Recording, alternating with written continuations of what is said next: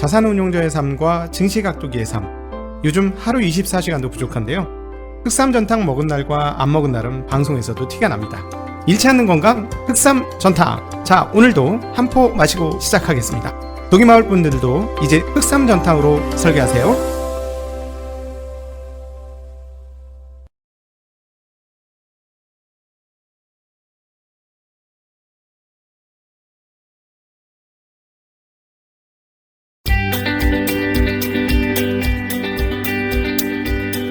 가기서는 증시 각도기. 네, 오늘도 흑삼전탕 한잔 마시고 시작하도록 하겠습니다. 네, 반갑습니다. 야, 테슬라 주주분들 진심으로 축하드립니다. 너무 멋진 날이에요. 무려 12%라니요. 놀랍죠. 일단 뭐 주요한 이유는 제목에서 뽑아드린 대로 헐츠의 10만 대 주문입니다. 헐츠, 망해가던 헐츠가 테슬라를 살렸네. 이런 재미난 상황인데요. 이것은 의미가 있죠. 자동차 리스해주는 회사잖아요. 이거 렌트카해주는 회사가 10만 대를 주문했다는 건 몇 가지 의미가 있는데요. 첫 번째, 인프라가 구축되었다. 즉, 이거를 빌려줘도 사람들이 타고 돌아다니는데 문제가 없다. 이건 미국 이야기입니다. 미국은 슈퍼차저라든가 차징 시스템들이 한국보다 훨씬 잘 돼 있어요. 특별히 슈퍼차저 시스템이 한국보다 월등히 좋기 때문에 테슬라를 끌고 다녀도 상관없죠. 그렇기 때문에 렌트카에서 빌려줘도 상관이 없고, 또 하나, 두 번째, 사람들이 테슬라를 렌트카로 찾기 시작했다라는 의미가 되겠습니다. 즉, 많은 영역에서 대중화되기 시작했다라는 것을 의미하죠. 이런 측면에서 이 부분들이 10만 대라는 게 또 중요한 의미죠. 왜냐하면 테슬라가 지금 현재 발행하고 있는 자동차 대수는 얼마 됩니까? 올해 대략 50, 60만 대 요 정도 되는데 10만 대면은 올해 전체 생산 대수의 20% 되는 어마무시한 양이에요. 근데 이게 일회성으로 영원히 끝날까요? 아니겠죠. 그죠? 또 될 수 있죠. 또 될 수 있어요. 그리고 이건 헐츠만의 문제가 아니고 다른 렌트카 업체들에게도 이슈가 되는 문제입니다. 자, 그렇다면 테슬라가 어떤 메이커가 되었다? 대중 브랜드가 되었다라는 의미를 이야기하는 것이죠. 그러니까 하나의 틈새 시장의 주요한 플레이어였던 테슬라가 이제는 대중 플레이어가 됐다. 즉, 자동차 시장 전반에서 중요한 메이커로 자리 잡았다는 것을 의미하는 것이 되겠습니다. 그런 것들이 오늘 주가 상승으로 연결되었다라고 전체적으로 정리해 볼 수 있겠네요. 자, 그래서 우리 테슬라 주주분들 진심으로 축하드리고, 남 잘 되는 거는 어떻게 해라? 박수 쳐줘라. 네, 남 잘 되는 건 박수 쳐줘라. 저는 소외됐지만 축하드립니다. 왜냐하면 이걸로 부산되어서 추가적으로 수익 낼 수 있는 데가 굉장히 많습니다. 네, 오늘 이 방송은 처음으로 네이버 오디오 클립에도 생방송으로 나가게 됩니다. 그래서 아침에 잠깐 오디오 문제가 있었던 게 뭐냐면, 저희가 안 하던 시도를 해봤잖아요. 우리 이제 유튜브에도 실시간 라이브로 나가고 네이버 오디오 클립이라는 팟캐스트에도 라이브로 나가게 됩니다. 그래서 혹시 전철에서 소리만 들으시려고 하시는 분은 네이버 오디오 클립으로 가시면 뭐 데이터도 와이파이망을 통해서 충분히 잘 들을 수 있으니 참고하시면 좋을 것 같습니다. 자, 이제 본격적으로 테슬라에 대한 근원적인 철학적 또는 문명사적 이야기를 한번 해보죠. 장중에 15%나 폭등을 했었고, 역시 12% 폭등하면서 마감이 되어졌는데요. 저는 이렇게 보이더라고요. 미국의 부활, 테슬라의 이 상승을 보면서, 그리고 대중 브랜드로의 각인이 시작이 되는 이 상황을 통해서 미국의 부활을 보았습니다. 최근 50년대는 팍스 아메리카나의 전반적인 상황이었죠. 2차 대전 이후에 세계 최강국이 된 미국은 거의 모든 전역에서 완벽한 세계 1등을 구가하게 됩니다. 그래서 미국에서 나온 모든 물품들이 전 세계로 쏟아지는 것들을 우리는 경험하게 되죠. 냉장고, 텔레비전, 세탁기 이런 것들이 미국 대중을 통해서 쫙 퍼져나가잖아요. 그런데 최근에 어땠습니까? 최근 미국 시장은 세계에서 가장 1등 자동차 시장에서 그 지위를 넘겨주었죠. 누구에게요? 중국에게 내어주었습니다. 중국이 1000만 대 이상을 연간 판매하면서 미국보다도 훨씬 큰 자동차 시장이 되었고요. 또 하나, 미국의 자동차들의 경쟁력은 어땠나요? 그동안에 정말 포드 시스템이라는 문명사적인 대전환을 이루었던 포드가 뒤처지고, GM도 뒤처지고, 크라이슬러는 말할 것도 없는 그런 상황에서 세계적으로 좋은 차는 미국 차다? 아니다. 역시나 독일 차다. 그리고 또 어디다? 일본 차다라고 우리가 인식하게 되었죠. 그런 과정을 통해서 우리가 미국의 문명이 상당히 뒤로 후퇴하고 있구나 하는 것들을 보여주었습니다. 거기에 활용 점정을 찍은 것은 이쪽에 인텔이기도 했죠. 인텔. 근데 뭐 인텔은 AMD가 했으니까 뭐 그건 별로 큰 상관은 없지. 근데 어쨌든 그런 상황이었잖아요. 그러니까 미국이 자동차 문명에서조차 종주국, 거의 종주국이잖아. 독일이 만들긴 했지만 종주국은 미국이지 사실. 그죠? 그런 미국이 밀려났다. 현대 문명에 있어서 가장 정점에 있는 물건은 뭔가요? 한 현대 문명의 최고 정점에 있는 두 가지 물건은 전 이거라고 생각해요. 비행기와 자동차라고 생각합니다. 비행기는 여전히 앞서 있습니다만 이것은 대중화되어 있지 않았어요. 즉 경제적 파급 효과에서 볼 때 자동차를 따라올 수 없다라는 거죠. 비행기라는 게. 비행기 뭐 첨단 기술이라는 걸 인정을 하다. 그런데 어떻게 됐습니까? 거기에서 밀리던 미국이 새로운 자동차를 가지고 나왔다는 거예요. 이게 미국의 위대함이죠. 사실은 따져보면 우리 슬라 형 누구야? 머스크 형은 어느 나라 사람? 미국 사람? 아니 남아공 사람. 남아공 사람이 와서 여기서 이렇게 미국의 기술, 테슬라 원래 있던 회사죠.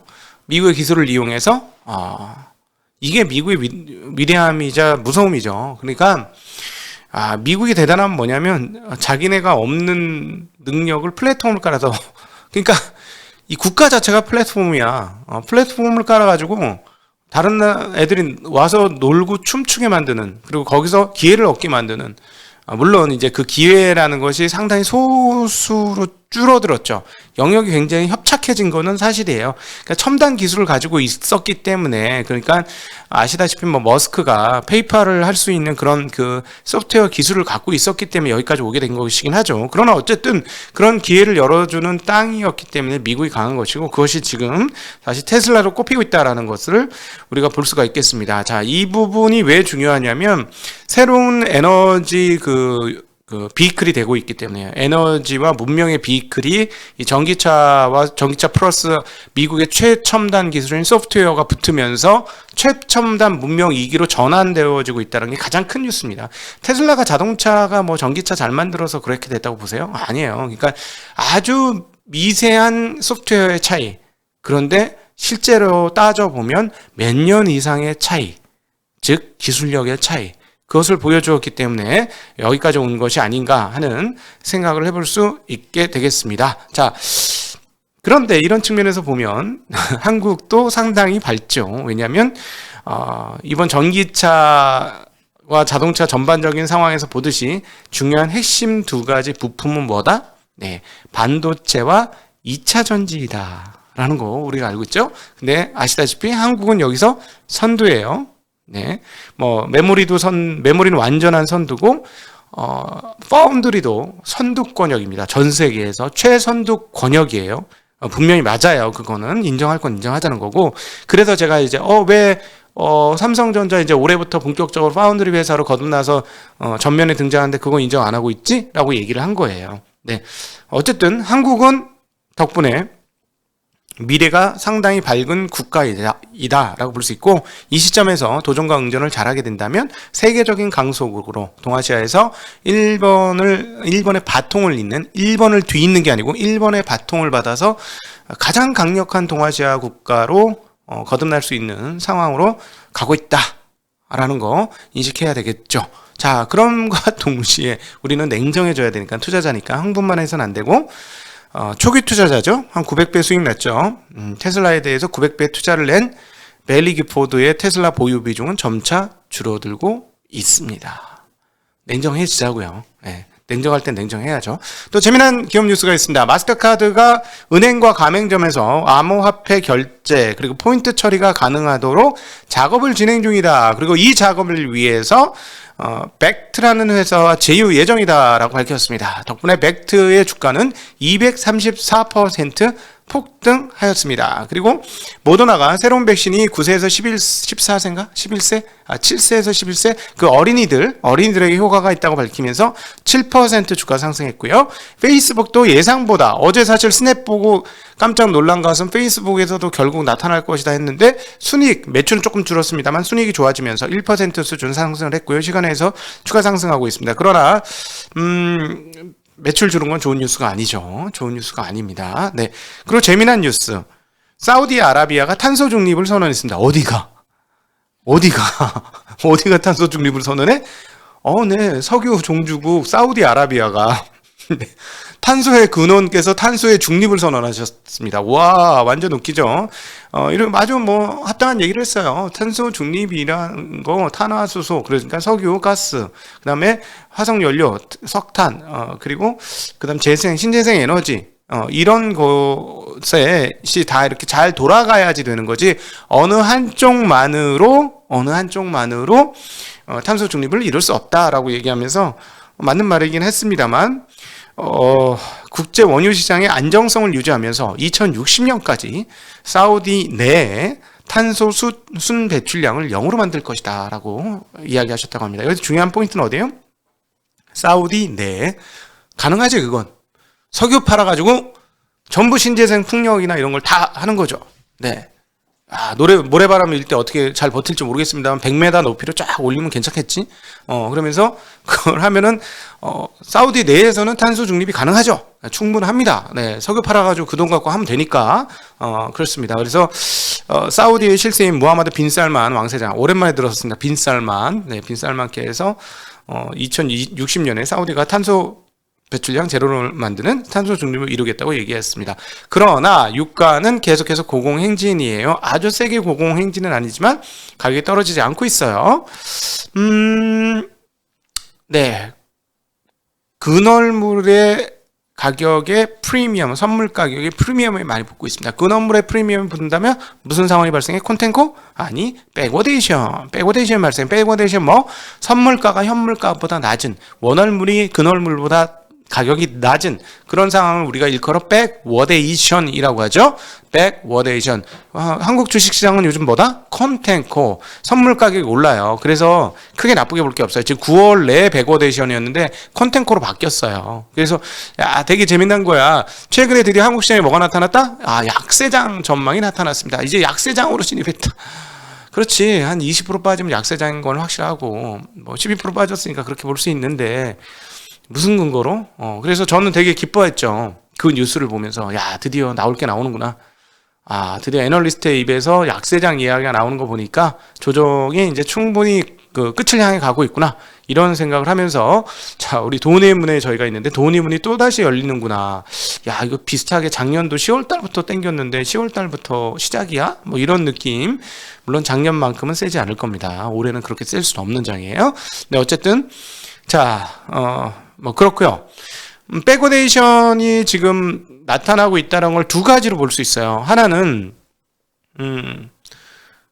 일단 백워데이션이 나타났기 때문에 뭐를 볼 수 있냐면 미래 가격이 떨어질 거라고 볼 수 있어요. 그건 맞아요. 미래 가격 예상치가 낮거든, 현재 가격보다. 그러니까 공급이 부족해서 현재가가 갑자기 급등해서 미래 가격이 못 쫓아가서 백워데이션이 난 거냐? 아니면 지금 가격이 너무 높으니 미래 가격이 높을 수 없어 라고 생각해서 백워데이션이 난 거냐는 잘 모르겠어. 이거는 닭이 먼저일지 달걀이 먼저일지 헷갈리는 이야기이긴 하지만 백워데이션 상태가 지금 급격하다는 거예요. 1.5달러인가 정도 수준의 백워데이션이 났으니 이는 무엇을 이야기한다? 유가가 앞으로 추가적으로 올라가기는 쉽지 않다라는 것을 이야기하는 대목이다 라고 정리해 볼 수 있겠습니다. 백워데이션은 그래. 우리나라도 백워데이션 나오면 주가 못 가요. 그래서 컨텐코가 나와야 주가 가는 거거든요. 그리고 일반적으로 살짝 컨텐코가 정상 시장이에요. 예. 이걸 더 이상 이거는 나중에 따로 혹시 시간을 마련해서 그렇게 얘기하겠습니다. 어쨌든 천연가스 가격이 급등하고 있어요. 왜냐하면 난방 수요가 이제 춥잖아. 북유럽은 벌써 겨울이지 않습니까? 지금 양평도 겨울이에요. 이제 보일러 켜야 되겠다라고 얘기했어. 왜냐면 아침마다 2도야, 2도 지금. 그러니까 우린 추운 동네에 보일러 켜야 되거든요. 가스 써야 돼요. 그러니까 가스 천연 가격이 급등하고 있고요. 그 다음에 이제 오클라호마 쿠싱이 원유 재고 산지인데 지금 3천만 배럴 수준까지 원유가 떨어졌다고 합니다. 2018년에 지금보다 유가가 높았던 2018년에 2200만 배럴까지 떨어진 적이 있었다고 하는데요. 지금 이것들이 계속해서 떨어지면 유가가 고공행진할 수도 있겠습니다. 자, 재무장관 발언이 있었습니다. 옐런 장관에게 이런 질문을 했어요. 언제 인플레이션이 정상으로 간주되는 2%대로 되돌아올 것이냐라고 물어봤더니 옐런 장관 말씀하시기를 내년에 그럴 것으로 예측한다라고 말씀하시면서 물가 상승률은 이미 일어난 일들 때문에 내년에도 여전히 높을 것이지만 나는 내년 하반기까지는 개선될 것으로 기대한다라고 말씀하셨습니다. 그리고 중고차 가격은 미국에서 조금 떨어지는 기미가 보이긴 하죠. 근데 신차 값은 올라. 그리고 테슬라 이번에 이렇게 올라가는 이유 중에 하나는 가격을 또 올렸어요. 모델 XS는 거의 $10,000, 10% 정도 가격을 올렸고, 그 다음 모델 3, 모델 Y도 가격을 또 올렸습니다. 왜냐하면 지금 사자 재고가 많으니까 저 같아도 그렇게 하겠어요. 사자 재고 상황을 보면서 가격을 조금씩 올리는 거지. 그래서 사자 재고가 줄어들면 그때는 다시 가격을 낮출 수도 있겠지. 이걸 조절할 수 있을 것 같아요. 지금 그런 걸 하면서 마진율이 내년도에 더 올라갈 거라는 예상도 이번에 이렇게 폭등하는 데는 분명히 있었을 것이다 라고 충분히 생각해 볼 수 있는 그런 상황입니다. 자, 지표들 발표하고 여러분들과 함께하는 질의응답 시간으로 넘어가도록 하겠습니다. 시파고는 없고요. 욕한 것도 아니고요. 시카고 연방준비은행 9월 전미활동 지수는 마이너스 0.13으로 나타났습니다. 그래서 예상치 0.35보다 0이 기준점인데 떨어졌기 때문에 마이너스는 2월 이후 처음으로 나오면서 전미활동 지수가 상당히 떨어졌다. 그리고 전달 수치도 조정이 됐는데 0.29에서 0.05로 하향 조정이 되었습니다. 반면 댈러스 연은에서 발표하는 10월 제조업체들의 기업활동 지수는 14.6이 나오면서 전월 4.6에 비해서 큰 폭으로 올랐습니다. 시장 예상치는 6.5였으니까 예상치보다 큰 폭 올랐고요. 지금 오늘 주가가 이렇게 상승하는 데 있어서 중요한 포인트 중에 하나는 기업들이 지금 수익이 줄지 않는다는 거. 이건 무슨 말이에요? 가격 전가가 되고 있다는 거지. 기업들이 가격 전가를 하고 이게 시장이 먹힌다면 인플레이션이 두렵지 않아요. 이게 핵심이에요. 앞서 모두 인사 발언에도 말씀을 드렸습니다만은 인플레이션이란 도전에 기업들이 응전을 잘하면 주가는 상관없이 가는 거예요. 근데 이제 금리가 너무 올라가면 선택지에서 굳이 위험자산 주식보다 안전한 채권 사서 5% 6% 먹을래 이런 상황이 오면 주식시장이 안 되고 채권시장이 좋아지죠. 그래서 항상 채권과 주식은 반대 방향을 가는 것이고 약간의 인플레이션은 기업한테 좋아요. 가격을 높여받을 수 있잖아. 가격을 높여받는다는 건 뭐야? 총 매출은 는다. 지표가 느는 거잖아요. 우상향하는 거잖아요. 그러고 마진까지 늘려준다? 이거는 대응을 잘했다는 거지. 가격에 다 정가를 냈기 때문에 인플레이션 승자는 누구다? 기업이다. 이런 얘기가 나오죠. 이렇게 되면 어떻게 됩니까? 기업의 주가가 더 올라가죠. 즉 경기가 살아있는 상황에서의 인플레이션은 오히려 되게 호재예요. 되게 호재. 그런데 경기가 죽어있는데 인플레이션에서 기업들이 가격 전가를 못해서 마진이 줄어들면 그거가 이제 기업 입장에서의 소위 말하는 스태그인데 3분기 실적을 보니 기업들이 실적을 제대로 반영하더라. 테슬라도 그 앞단에 있는 거 아니에요. 가격을 더 높이잖아요. 계속 올리잖아요. 그렇죠? 자기네 반도체 비싸가지고 더 올려야 되겠어 하면서 차값을 마감가를 막 10%씩 올려? 엄청나게 올리는 거지. 예, 근데 어쨌든 그런 상황이라는 거.